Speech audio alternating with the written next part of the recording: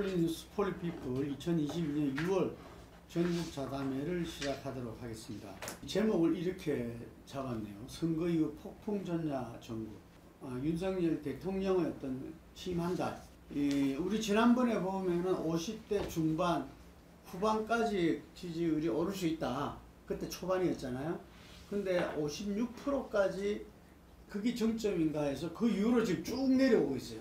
그래서 어제 조사된 그 발표된 RN서치와 존시에 보면은 데드 크로스다. 그래서 긍정평가보다도 부정평가가 뭐 수치적으로는 아주 작죠. 47.6대 부정이 47.9, 뭐 1%도 안 되는 차이인데 어쨌든 이런 게 나왔어요.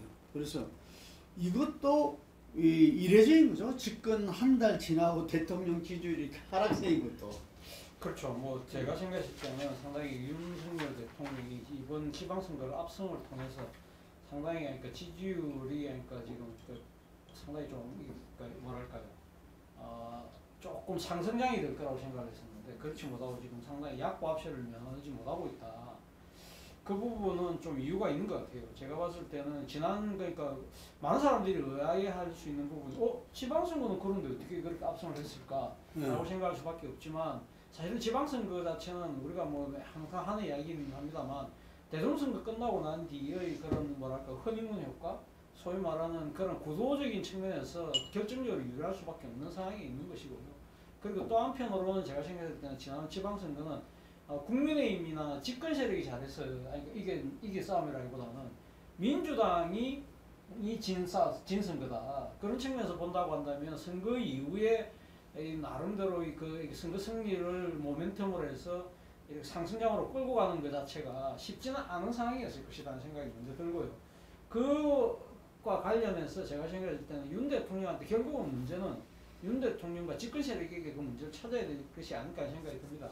오늘 뭐 어디 일부 여론 언론 보도를 보니까 이렇게 지지율이 약보합세를 면치 못하고 있는 이유를 두 가지로 분석을 했더라고요. 하나는 팬덤이 부재하다. 그러니까 지금 뭐 문재인 전 대통령 같은 경우는 강한 문팬들 중심으로 해서 뭐 상당히 집권 초기에 아주 강력한 팬덤 행동을 했다. 그리고 또 박근혜 전 대통령도 소위 말하는 콘크리트 지지를 갖고 오는 아주 극렬 이 지지층들이 있었는데 이에 관해서 윤 대통령은 그런 팬덤이 없다. 그렇기 때문에 뭐 이렇게 약보합세를 못한다는 이야기도 있는데 또 하나 원인으로 지적한 건 경제 문제를 이야기했더라고요. 지금 경제 상황이 워낙 녹록치 않은 상황이니까 거기에 대해서는 어쨌든 집권한 지 얼마 되지는 않았지만 거기에 대한 책임을 묻는 민심이 작용하고 있다고 하는데 저도 뭐 생각해서 이 두 가지 문제가 상당히 뭐 나름대로 작용한다고 보이지만 저는 그것보다도 결국은 집권 세력 그 자체 안에서 문제를 찾는 게 저는 방법이 아닐까 생각이 돼요. 저는 무엇보다도 이 윤 대통령이 당선 일성으로 이야기했던 게 통합과 협치지 않습니까? 예. 그런 측면에서 이 국민 실망감이 지금 표출되고 있는 것이 아닐까라는 생각이 든다는 겁니다. 가장 통합과 관련돼서 지금 국민들 실망을 자아내는 것 자체가 편중인사죠. 그러니까 통합을 하려고 하면 상당히 이 자기 편이 아니라도 자기 진영이 아니라도 그러니까 이 쓸모 있는 인재들을 적극적으로 발탁하는 탕평 인사를 해야 되는데 전형적인 지금 편중 인사를 하고 있지 않습니까? 그 중에서도 편중 자체가 어디 지금 편중이냐? 검찰이 지나친 편중을 하고 있다는 겁니다. 그러다 보니까 여기에 대한 상당한 비판이 소위 말하는 보수 언론에서도 제기되고 있지만 여기에 대해서 지금 길을 막고 있는 행보 이러한 것들이 또 다른 하나의 불통의 모습으로 비치고 있다는 거죠. 대통령 취임 이후에 상당히 신선한 충격으로 다가왔던 도어스태핑이라는 그런 여러 가지 형식적인 절차의 변경이기 때문에 많은 국민들이 기대가 컸는데 오히려 지금 나타나고 있는 내용은 오히려 불통에 가까운 모습이 아니냐는 그러한 또 이 실망감도 작용하고 있는 것 같고요. 또 하나의 한편은 아까 제가 이야기했던 통합과 이 하나의 양대 축인 협치라는 부분이죠. 지금 협치와 관련해서는 사실은 지금 국회의원 구성이 지금 안 되고 있지 않습니까? 5월 29일 날 전반기 국회가 끝나고 난 뒤에 벌써 지금 3주 이상 지금 국회가 공전하고 있는 상황인데 이 부분에 대해서는 뭐 민주당이 사실 좀 막무가내식 주장을 하는 측면도 있지만 결국은 집권 세력이 이러한 부분들을 포용하고 풀어야 되는데 그걸 풀고 있지 못하다. 이런 부분들이 복합적으로 작용해서 지지율이 약보합세를 보이고 있는 것이 아닐까 하는 생각이 듭니다. 구체적인 부분은 좀 이따 이야기. 예. 그 제가 볼 때 통합협치 부분은 이 말로는 굉장히 강조를 했어요. 그 시정연서 국회 와서 처칠과 영국의 2차 세계대전 때 보수당의 처칠 총리와 그 애틀리 부총리로 해가지고 노동당 당수와의 그런 연정을 이야기하고 이게 뭐냐? 많은 사람들이 새로운 또 기대를 갖고 있다가 하룻밤에 그것이 아니었다는 게 낫죠. 한동훈 법무장관을 야당의 그 수많은 반대에도 불구하고 인선을 해버렸잖아요. 제가 볼 때는 연구 대상인 것 같아요. 이게 데이터 리서치가 5월 30일 날 조사했을 때 보니 윤 대통령 지지율 57.7% 이렇게 나왔습니다. 그런데 한길 리서치가 6월 11일에서 13일 조사하니까 지지율이 이제는 51.2% 거의 6%가 떨어져 버렸어요. 물론 조사를 맞비기 하기는 어렵죠.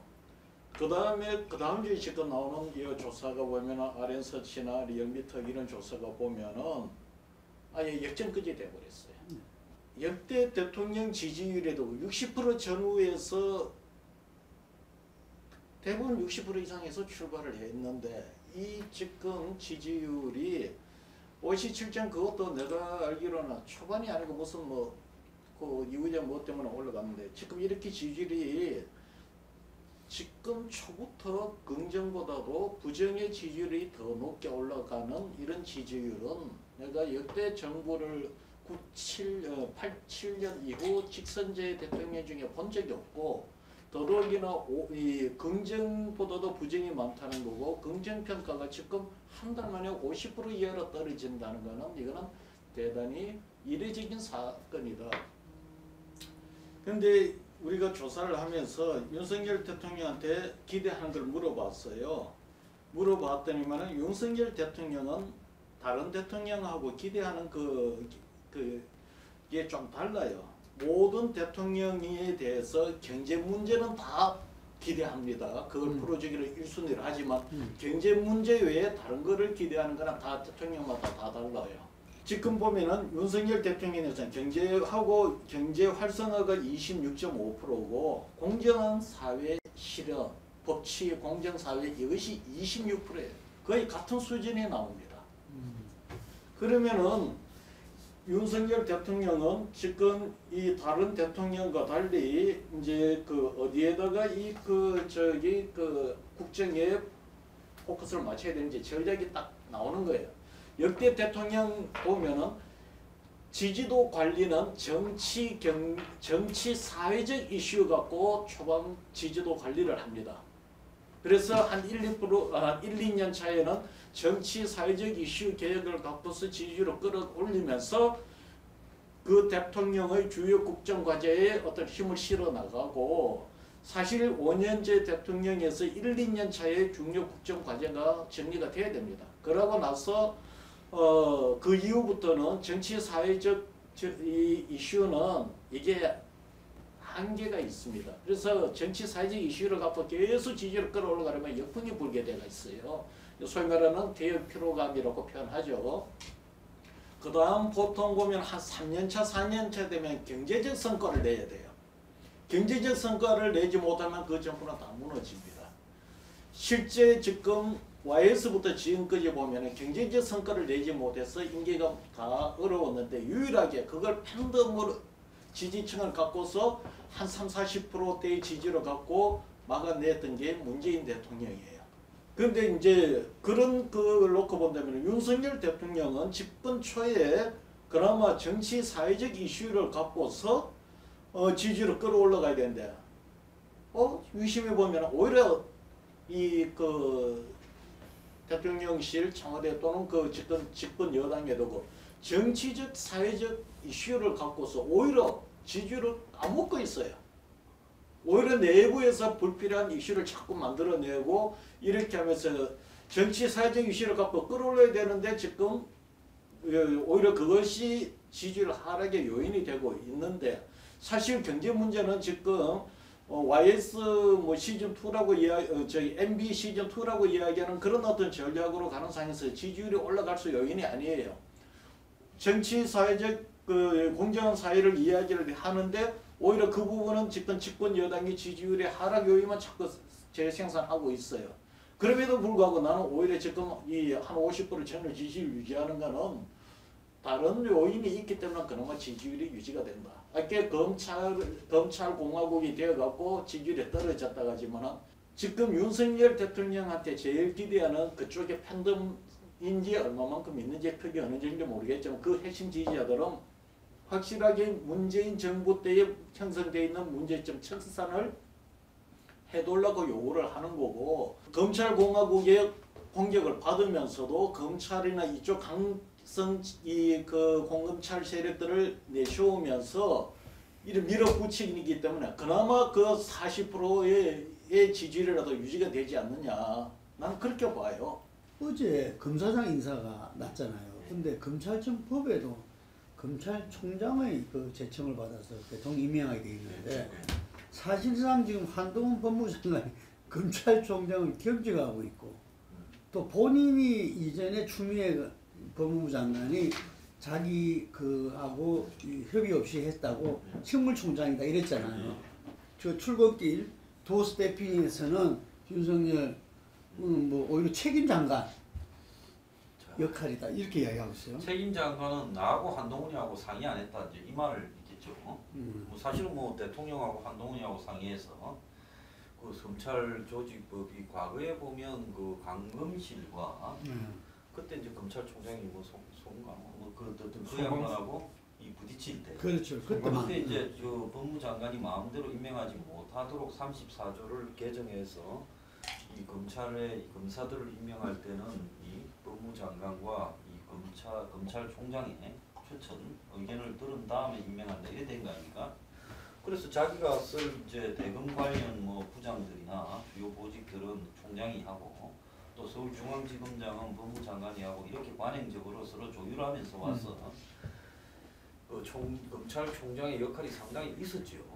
근데 이거를 깔아뭉개고 총장을 2달 동안 임명하지 않고 없는 사이에 임명을 해버립니다. 그럼 이제 좀 이따가 총장을 임명하면 총장은 자기가 임명하지도 않은 그 대검의 부장이 6명인가 있더만요. 그 부장들을 데리고 임기를 똑같이 가야 돼요. 같이. 그러면 그 바지 총장이지 뭐 검찰총장입니까? 그래서 이거는 윤석열 정권이 그 검찰 출신으로서 대통령과 법무장관이 있으면서도 검찰에 대한 이때까지 내려오던 관행을 노골적으로 깔아뭉갰는데 굳이 저렇게 안 해도 검찰 자신 친정인데 누구를 시키든 어떻게 추천을 하든 말을 들을 건데 왜 저런 방식으로 이렇게 마치 나치가 밀어붙이듯이 저렇게 하느냐 좀 이해하기가 어려운 거죠. 근데 변명이 더 기똥차요. 흘러나오는 이야기는 검수완박이 시행이 9월 10일부터 되기 때문에 검수완박 시행 전에 부패 경제밖에 안 되니까 이제 검수완박이 되면 선거 등의 수사를 박차를 가하기 위해서 저런다는 거예요. 난 보수적 관점에서 보면 한동훈이가 6월달 안에 권한 정의 심판을 낸다 했는데 안 내요. 낼 생각은 안 하고 있어요. 그래서 한간의 중론이 뭔가 하면 위헌 소송을 검찰이나 법무부가 내거나 권한 정의 심판을 내려고 안 한다는 거예요. 그러면 흔히 지금까지 비판하는 거는 야당이 다 밀어붙였다 이랬는데 야당이 그래 밀어붙이고 했으면 법무부가 중심이 되어서 헌재에다가 권한 정의 심판을 내거나 아니면 위헌 소송을 내야 되는데 검찰하고 논해서 낼 것처럼 말해놓고 6월달이 다 지나가는데 안 되고 있어요.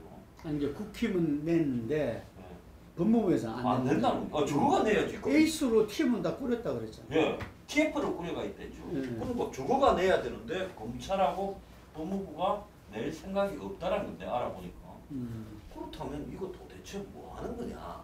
그래서 제가 볼 때 윤석열의 지금 위기의 본질이요. 내가 생각할 때는 지금 모든 조사에서 49에서 47 사이잖아요. 그건 2-3달 이내에 지금 한 달 전에 경제 상황과 내가 경제가 굉장히 어려워질 거라고 계속 이야기해왔는데 한 달 만에 경제 상황이 굉장히 나빠지고 어제 한국은행이 이 금융 위험 지수에 대해서 발표했잖아요. 심각하다는 거예요. 자 그러면 앞으로 경제 상황이 더 악화되어서 가시화되게 터질 거고 9월달까지 상한 유예인 게 이제 9월달부터 터지기 시작할 건데 경제 상황이 악화되면 제가 볼 때 윤 정권은 기조를 바꿔야 됩니다. 제일 심한 건 요즘 중앙일보하고 조선일보가 지적을 하더만요. 그 밀턴 프리드먼 신자유주의, 그 자유 이 사고를 바꾸지 않고 있고 저는 윤석열이 그 선택할 자유라는 책을 안 읽었다고 봅니다. 아마 재벌 누군가가 브리핑 시켜줬다고 보고 있어요. 그래서 저렇게 시대가 경제 위기의 시대에서 서민이나 중산층의 삶이 무너지고 생계 곤란이 임박했는데 그 신자유주의지 그건 보수도 아니에요. 신자유주의라는 거는 기득권 앞잡이지. 그 자유를 언급을 하고 후보 때도 그랬고 당선되기 직전도 그랬고 당선된 후에도 그랬고 취임사에도 그랬고 그걸 계속 유지하고 있거든요. 그러면서 지금 하는 게 뭡니까? 기업이 전부다. 1,000조 투자하겠다. 뭐 40만 명 고용하겠다. 그것도 조율했다고 시끄럽지만 그러니까 뭐라고 합니까? 사면시켜주겠다. 이재용이. 그 다음에 규제 완화시켜주겠다. 그리고 상속세니 뭐니 다 세금 감면시켜주겠다. 그러는 거 아니에요. 그걸 놓고 투자 안 하면 지금 기업들은 비상경영 들어갔답니다. 아니 엊그제 1,000조 투자한 사람이 한 달 사이에 비상경영 들어갑니다. 그러니까 한마디로 이 지나친 재벌 위주의 공화국을 밟고 있다는 거예요. 이렇게 가면 내가 볼 때 40, 60대가 집중적으로 빠지고 충청도도 빠지고 그러더만요. 지지율 빠지는 현상이 가수가 될 거고 2달 이내에 30%로 떨어질 거라고 내가 보고 있습니다. 그렇기 때문에 이제 윤 정권이 그렇게 되면 버티는 거. 윤이 6월 1일 날 이긴 거는요. 각자 지지층만 갔는데 보수 지지층은 대선에 승리해서 기분이 좋아서 좀 갔어요. 야당 지지층이 안 간 거지. 국민의 절반이 투표를 안 한 겁니다. 그래서 동원역에서 조금 이긴 건데 여당이라서 그거를 가지고 착각을 해가 국민 다수가 자기를 지지한다. 그 왜 나머지 절반이 투표 안 했는가를 알아야 되죠. 그래서 그런 부분에서 큰 오판을 하고 이벤트나 쇼로 이 정권을 꾸려갈 수 있다고 생각하는 큰 오산이다. 일단 이 국민을 바라보는 관점을 바꿔야 돼요. 신자유주의를 포기해야 된다. 그래 봅니다. 제가 볼 때 그 윤 대통령이 상당히 좀 모순된 은행 말과 행동들이 나옴으로 해서 이 상당히 좀 헷갈리는 이 국정 운영이 좀 되고 있다. 예, 그러다 보니까 어쨌든 그 이 신뢰도가 점점 떨어지고 있는 거고 그리고 우리가 어느 정권이든지 했을 때 그 정권의 그 주도 세력이 누구냐, 주체가 누구냐, 그 주체의 어떤 철학과 여러 가지 그분들의 어떤 현안에 대한 입장, 전략이 뭐냐, 이런 부분들을 갖다가 드러내놓고 또 그것이 토론되고 그게 국회에서 또 행정부에서 또 우리 이 거버넌스를 통해서 대지가 되는데 지금 그게 왔다 갔다 하는 것 같아요. 왔다 갔다 하고 그러면서 어제 같은 경우에 그 원전 부분에 대해서 그것도 5년 동안 바보 같은 짓을 했다는 이런 표현이 어쨌든 5년간 국정 운영을 책임진 어떤 그 대통령이고 우리 대한민국이 그 속에서 이러저러한 문제는 많지만 지적할 수는 있지만 또 나름대로 경제 선진국으로도 올라서고 다 했던 건데 거기에 대해서 전임 정부에 대해서 바보 같은 짓을 했다. 그리고 그것이 지금 탈원전이라는 것은 우리나라만이 그런 결정을 갑자기 내린 게 아니고 이 세계사적으로 시대적인 흐름이잖아. 기후변화에 대응하기 위한. 그래서 그런 부분들에 대해서 도대체 대통령의 저런 그 말이 대통령의 메시지가 너무나 중요한데 그것을 도대체 누가 하느냐 이게 대해서 문제 제기를 하지 않을 수가 없는 것이고 그러할 때 지금 경찰국을 신설하고 그 다음에 그 경찰 치안감 인사 번복파장이라든지 뭐 이런 부분들을 볼 때 좀 나름대로 이렇게 국정 운영에 대해서 전체적인 어떤 틀을 갖고 거기에 대해서 하나하나를 전문가와 또 여러 가지 경험 가진 부분하고 해나가기보다는 본인의 그 감으로서 이렇게 밀고 나가는 거 아니냐라는 그런 불안감, 위기감, 우리가 대통령 선거 때 윤석열 후보한테 가졌던 그런 불안감, 이런 부분들이 그대로 나타나는 거 아닌가 이런 생각이 들고요. 김종민 의원이 민주당에 이 자기 고백을 할 때 자기는 이 문재인 대통령 청와대가 잘할 줄 알았다 이런 이야기를 했어요. 잘할 줄 알았다. 뭐 여러 가지 말이 어폐가 많지만 어쨌든 간에 지금도 저는 이 정권을 만들었다고 또 이 정권의 어떤 이 본인도 주체 세력이라고 생각하는 사람이라면은 지금 이 부분에 대해서 정말 쓴소리를 쏟아내야 된다 이렇게 봅니다. 저는 윤 대통령이 지금 보여주고 있는 이 국정 운영에 있어서 가장 큰 문제 중에 하나는 균형감을 상실하고 있는 것이 아닐까?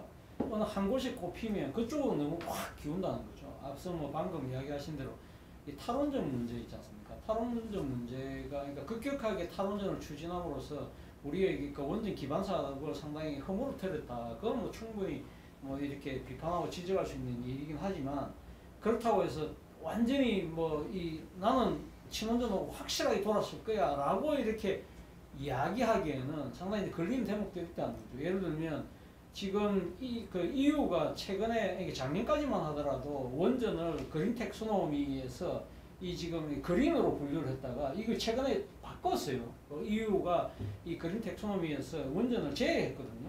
그런 상황이기 때문에 그럼 그런 부분들은 제대로 알고 이야기를 하는 것인지, 물론 이번에 나토 정상회의에 가서 지금 체코하고 폴란드한테 지금 원전 그러니까 세일즈 외교를 하겠다는 뭐 그런 생각 때문인지 모르겠지만 EU가 이런 원전 문제에 대해서 태도를 변하고 있는 그런 부분들. 그래서 이 지금 기후 변화의 대응으로 지금 원전이 과연 적절한 거에 대한 고민들이 분명히 있다는 거죠. 그리고 사실은 또 지금 이 원전을 지금 지금 다시 추가로 더 짓겠다는 부분에 있어서 가장 큰 지금 대한민국의 문제 중에 하나는요.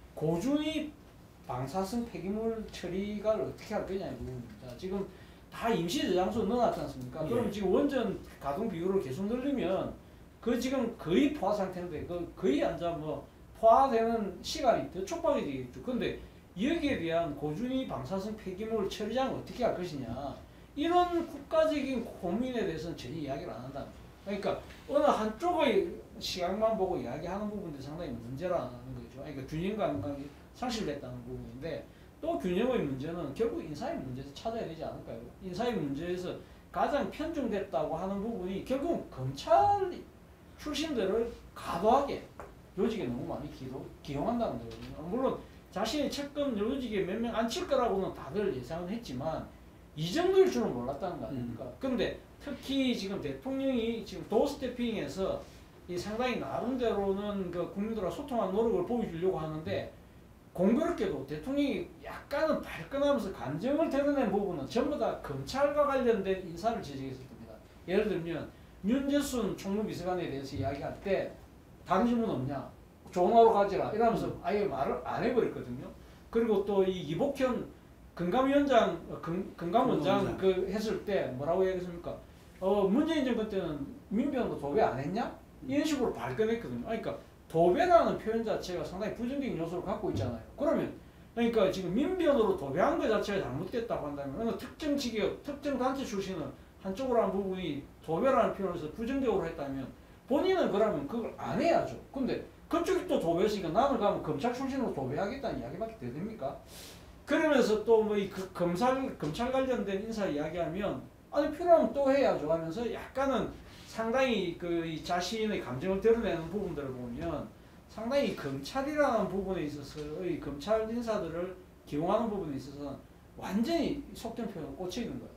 그렇기 때문에 이러한 부분들이 균형이 안 잡힌다는 거죠. 이런 부분들이 상당히 문제라는 생각이 들고 조금 더 이야기를 하면 제가 생각했을 때는 지금 경제 아까 위기 관련해서 우리 한 소장께서 지적 잘 해주셨는데 저는 그 부분에서 딱 한 대목 저는 이 윤석열 대통령이 쇼라도 좀 했으면 좋겠다는 생각이 들어요. 왜냐하면 이 2008년도 금융위기 왔을 때 당시에 이 집권했던 이명박 당시 대통령이 뭘 했습니까? 지하 벙커에다가 워룸을 만들었잖아요. 그러면서 비상경제 상황실 만들어 놓고 1년 동안 40회 회의를 주재하면서 우리나라 경제 문제를 대통령이 진짜 딱 차고 앉아서 간다는 모습들을 끊임없이 보여주고 하면서 어쨌든 결과적으로 금융위기를 극복하는데 이명박 대통령의 리더십이 뭐 인정할 건 인정해야죠. 그러니까 그런 부분들이 있었거든요. 그렇다고 한다면 이러한 본인은 국민 숨 넘어간다는 이 표현을 하지만 사실 지금 집권 여당이 보이고 있는 여러 가지 지금 행태를 본다 하면 과연 그 경제위기 맞아? 할 정도로 지금 다른 쪽에다가 지금 신경을 너무 많이 쓰고 있다는 거예요. 그러다 에너지를 너무 쏟고 있다는 거예요. 최대 리스크는 경제위기 대응이다. 그런데 지금 윤석열이 내놓는 게 애니싱 문, 이게 문 대통령이 안 한 거, 그리고 문 대통령이 한 거 부정, 그리고 또 하나는 보면은 MB가 썼던 정책들로 회귀하는, 이게 크게 특징 지을 수 있는데 현재 경제 위기는 지금 윤으로는 어렵다 이런 이야기들이 있어요. 그러니까 제가 봤을 때 뭐 이 지난 정권에 대해서 그걸 뭐 비판하고 공격하는 거 그건 한국 정치에서의 고질적인 부분이니까 그건 뭐 그럴 수 있다고 봅니다. 그 다음에 또 나아가서 뭐 저 인맥이 핵심 인맥이 MB에서 벗어나지 못하고 있다고 봐요. 근데 MB에서 벗어나지 못하고 있다라는 게 저는 한국의 대기업, 재벌이라고 부르는 기득권과 윤 사이에 굉장한 밀착, 유착 관계가 형성되지 않는가. 왜냐하면 MB 정권이 그랬거든요. 그러니까 기업 정부였는데 지금도 거의 이 코퍼레이션 스테이트다. 네, 그렇게 보고 있습니다. 근데 이제 여기서 가장 심각한 거는 누군가 적어주는 거는 이렇게 간간히 경제 위기라는 부분을 말을 해요. 지난번에 보면 출근길에 도어 스태핑에서 뭐 이 태풍이 앞마당에 나뭇가지를 흔들고 창문이 흔들리고 있다 그랬어요. 그럼 그렇게 말해서는 태풍이 이제 앞마당에 와서 나뭇가지를 흔들고 창문을 흔드는 것 같으면 그러면 그 다음에 대책이 나와야죠. 그 다음에 또 비상경제대책위원회를 한다고 또 말을 했어요. 그 다음에 굉장히 위험한 국면이다라는 이야기까지도 했어요. 전부 단편적인 말뿐이고 종합적으로 이 위기를 극복할 대책을 안 세우고 솔직히 대통령이랑 이 시기에 지시해야 될 1, 2, 3, 4가 쫙 있다고 봅니다. 이런 경제 지금 위기에서 어디에서 터질 거냐? 부채에서 터지죠. 그럼 자영업자 부채, 그 다음 주택담보대출, 그리고 중소기업 대출에 대해서 전부 테스트를 해서 이 중에 몇 프로가 상한 유예 기간이 끝나면 터질 건가를 한번 분석해봐라. 그 다음에 두 번째로 그 중에서 어쩔 수 없이 터질 부분들은 터주되 폭발력을 약화시키는 쪽으로 가야 된다. 그 다음에 이제 세 번째가 국가적으로 그러면 만약에 앞으로 고용이 줄어들고 이렇게 엉망이 될 건데 그 바꾸기 위해서 뉴딜 같은 고용을 해야 된다. 그 다음에 마지막으로는 이게 그래도 완전히 생계가 어려운 길거리에서 밥 먹는 사람이 앞으로 IMF 때처럼 늘어날 건데 그 사람에 대해서 사회적 생존망이라도 좀 만들어야 되는 거 아니냐. 이런 식으로 열거해놓고 그 다음에 거기에 대해서 지금 현재 추경호나 이창용이와 다른 방식으로 현 위기를 바라보는 비판적인 경제학자들이 있을 거 아닙니까? 그런 사람들까지 동원해서 비상경제대책위원회를 꾸려서 일일 점검을 해가고 그런 모습으로 바뀌어야 위기에 대한 대응이라고 할 수 있잖아요. 근데 지금 하는 거를 보면 위기 대응은 그냥 국민용어로 말뿐이야. 한마디씩 던지고 그 실제 하는 거를 보면 원전 이야기 지금 원전은요 살리는 것도 뭐 필요하다 칩시다. 그렇지만은 저걸 저렇게 강조할 부분이 아니라는 거예요. 내가 볼 때. 그래서 저 사람이 경제 하나도 모른다네 보고 있어요. 그래서 경제가 모르고 누군가가 이야기를 집요하게 해주는 사람이 옛날에 황교안의 민부론을 누가 만들어줬다고 봅니까? 정경련에서 만들어주지 않았겠어요? 자유기업원하고? 윤석열 지금 선택할 자유라는 책을 누가 브리핑해줬다고? 거기서 했다고 봐요. 경제위기 어제 오죽하면 조선 중앙일보의 고영곤입니까? 신문 제작 총괄 책임자가 경제위기의 시대에 자유가 아니라 따뜻한 마음이 있어야 된다 썼는데 평소 내가 하던 소리하고 똑같이 썼더라고요. 사람들이 생각하는 게 많이 비슷하구나 생각을 했죠. 그래서 저 양반 저거 자세 안 고치면 제가 봤을 때 경제위기에 사람이 배고파지면요 끌어냅니다. 프랑스 혁명이 배고파서 끌어내라는 거지 별거 있어요? 저도 뭐 사실 두 분 의견에 공감합니다. 윤석열 대통령이 아마 제일 잘 할 수 있는 것이 실제 법치인지 아닌지는 모르겠지만 법치를 내세워서 검찰 인맥을 동원해서 문재인 정권 뭐 적폐 청산하면은 이 감정적 카타르시스는 만들어낼지 몰라요. 그것이 지금 집권 초기 그나마 그 지지율을 유지해주는 힘이 되는지는 모르겠지만 역대 대통령에 비해서 또 하나 달라진 것은 과거에 비해서 그런 효과들이 국민들한테 체감을 해서 그거로 정부를 유지하는 그 국정 운영의 테크니컬한 어떤 그 시간이 점점 짧아진다는 거예요. 제가 볼 때는 윤석열 대통령이 검찰을 강화시켜서 전 정부에 대한 여러 가지 문제점을 청산해야 된다고 치더라도 제가 볼 때는 그거로 인해서 지지율의 어떤 그런 효과 이런 부분은 제가 볼 때는 길어야 연말 정도면은 내가 보는 그 이상 쉽지 않을 것이다. 그것 외에는 아까 뭐 다른 분도 이야기했지만은 윤석열 대통령이 이야기하는 상식, 공정이 일반 국민들하고 이게 갭이 좀 커요. 그러다 보니까 다른 지금 윤석열 대통령의 어떤 상식과 이 공정의 어떤 그런 사회적 이슈를 갖고 지지로 끌어올라갈 수 있는 여지도 별로 없어 보여. 근데 문제는 보통 과거 대통령에 보면은 경제 문제로 지지율 떨어지는 게 한 3, 4년 차 정도부터 떨어진다고 했는데 지금은 아니에요. 지금은 그거는 정상적인 일상적인 과정이고 두 분이 지적하셨듯이 지금 비슷한 상황이고 우리나라만 나빠진 게 아니고 전 세계가 지금 팬데믹 이후 엄청난 지금 돈을 풀어놓은 상태에서 뭐 내가 볼 때는 뭐 외국에서 뭐 이 인플레이션이 내년 언제쯤 뭐 정도까지 이래 이야기하지만 내가 볼 때 지금까지 모든 경제학자 특히 주식에 있는 이 증권회사 사람들은 경제 문제를 절대적으로 비관적으로 전망 잘 안 합니다. 좀 더 낙관적으로 전망을 해요. 자, 이런 상황에 되고 지금 황 소장 이야기했듯이 준비를 안 하면은 국민들한테 자, 우리 굉장히 어려운 상황이 온다라고 국민들하고 같이 어려움을 극복해 나가자라고 이 소위 말하는 마음가짐을 이렇게 긴장을 하게 하는 그런 어떤 국민들한테 솔직한 어떤 소통을 하면서 그런 거를 하든가 그거하고 별건을 아까 이야기했듯이 지금 이 상황에서 위기가 오면 최대 피해자가 누굽니까? 팬데믹의 최대 피해자들은 자영업 소상공인들 이런 사람들이고 지금 아직 노동시장에 진입하지 못한 2030 세력들이 제일 먼저 식기탄을 받게 되어 있단 말입니다. 이미 노동시장에 들어가 있는 우리 노동자들은 이미 이 대기업 사용제도라고 야합을 해버렸어요. 문재인 정권에도 가장 큰 문제가 최저임금 올려줬는데요. 대기업들은 그거 얼마든지 가능하게 그거 최저임금 올려줘도 노동시하고 야합해갖고는 그 인상분을 전부 이 하청업체들, 자영업자들한테 다 전가를 시켰단 말입니다. 그래서 문재인 정권이 비판받는 게 그거예요. 이런 상황이 되고 지금 대기업 중심으로 이런 투자 여력이 있는 게 대기업인데 이 자유시장 경쟁을 활성화시켜준다고 해서 이미 사무 자동화나 이런 것도 다 우리나라는 굉장히 많이 되어 있는 상태에 되고 기업이 활성화된다고 해서 낙수 효과가 떨어진다? 내가 볼 때는 그거 기대하기 어렵습니다. 근데 이제 이런 상황이 되고 국민들은 지금 불안해지는 거예요. 좋게 보면 황 소장님이 지적하셨는 거 그런 위기 상황이 왔을 때 사회 안전망 이런 것들을 열심히 지금 거기도 내부적으로 준비하고 있을는지 모르겠죠.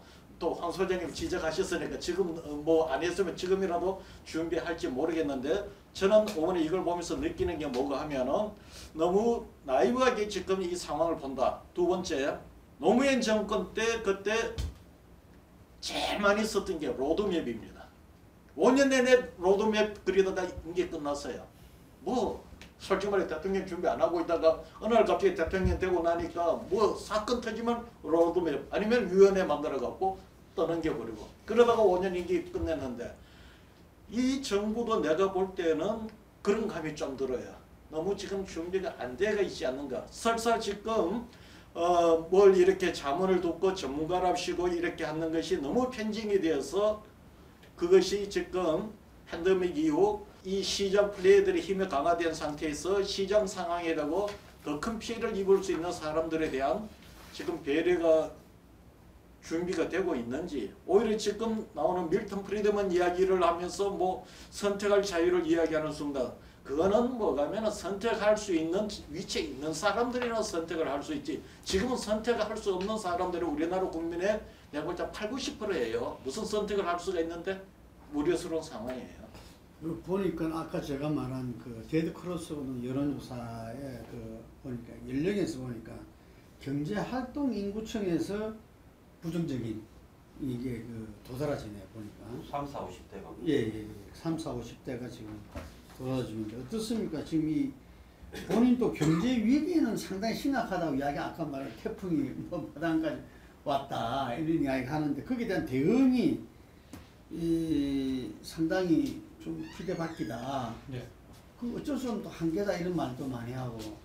그 경제 위기에 대한 대응 자체는 아까 제가 쇼라도 할 필요가 있을 정도로 상황이 심각하다는 부분을 대통령이 직접 국민들에게 보여줌으로써 그 위기를 같이 공감하고 그래서 같이 우리 힘을 모아서 그러니까 헤쳐나가야 되겠다는 그런 그 뭐랄까 이 사회적인 나름대로 분위기를 만드는데 그게 필요하다는 것이고 그리고 구체적인 방안에 대해서는 우리 항소장께서 지적하신 부분에 저는 100% 동의를 하고 저는 이와 관련해서 또 하나 더 지적할 부분이 대통령이 도어스태핑에서 국민이 지금 숨 넘어가는 상황이라는 이야기를 했을 때 그 이야기가 왜 했느냐면 국회가 지금 파행되어 있어서 관련된 여러 가지 그 법을 만들어내지 못하고 있다. 그 이야기를 한 거거든요. 그렇다고 한다면 이 상황 자체를 그러면 대통령 입장에서는 국회 원구성 문제는 그러면 그 여야가 너가 알아서 해. 그럼 나는 너한테 가면 빨리 하라고 제출만 하면 된다. 이렇게 생각하고 있는 것이 아닐까.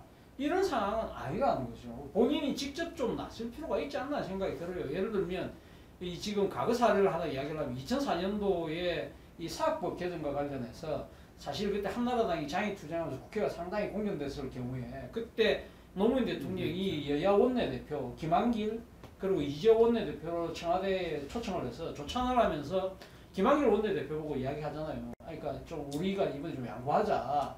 그렇게 이야기를 하니까 김한길 원내대표 당내 분위기는 그렇지 않다. 그렇게 반발했지만 결국 대통령이 그렇게 나섬으로써 그때 문제가 풀렸잖아요.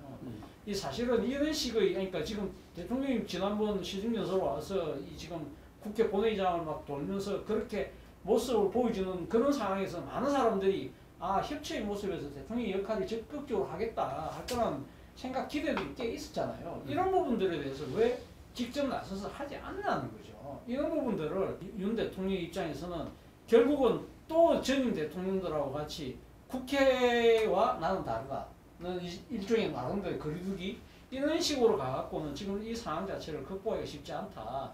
대통령이 사실은 이런 막힌 전국에 대해서 본인 스스로가 이 지금 적극적으로 나서서 소통 행보를 통해서 돌파하는 그런 정치력을 보여줄 필요가 있다 생각합니다.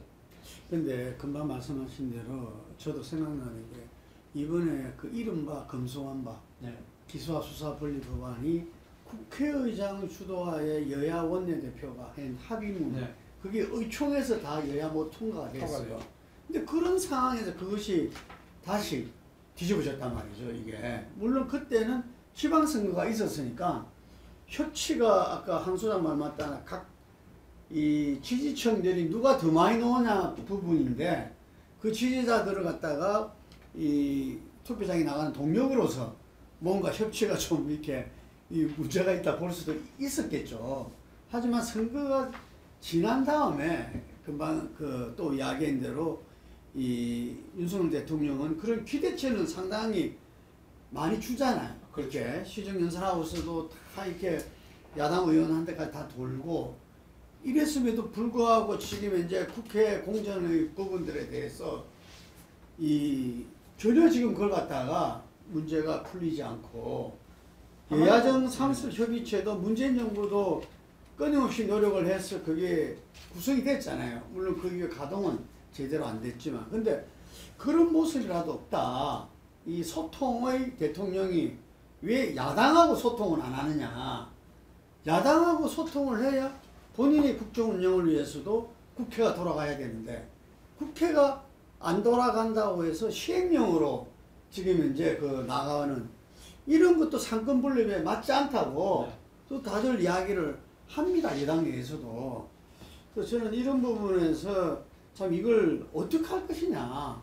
그래서 제가 아까 이유를 들었지만 그래도 정치를 갖다가 오랫동안 하고 뭐 상임 고문하고 이 연찬에서는 뭐 선소들이 많이 나왔더만 보니까 이 국민의힘에서 좀 먼저 거기에 대해서 좀 이 나서줘 줘야 되는 거 아니냐 이게. 그런데 거기도 지금 여러 가지 얽혀 있어가지고 아마 대통령한테 그거 하는 거는 상당한 용기가 필요하고 하기 때문에 상당히 힘든 상황인 모양인데, 하여간 요거는 우리가 계속 좀 이렇게 지켜보면서 또 나름대로 이 방향성에 대해서, 대안에 대해서 이야기할 것은 이 전달하도록 합시다.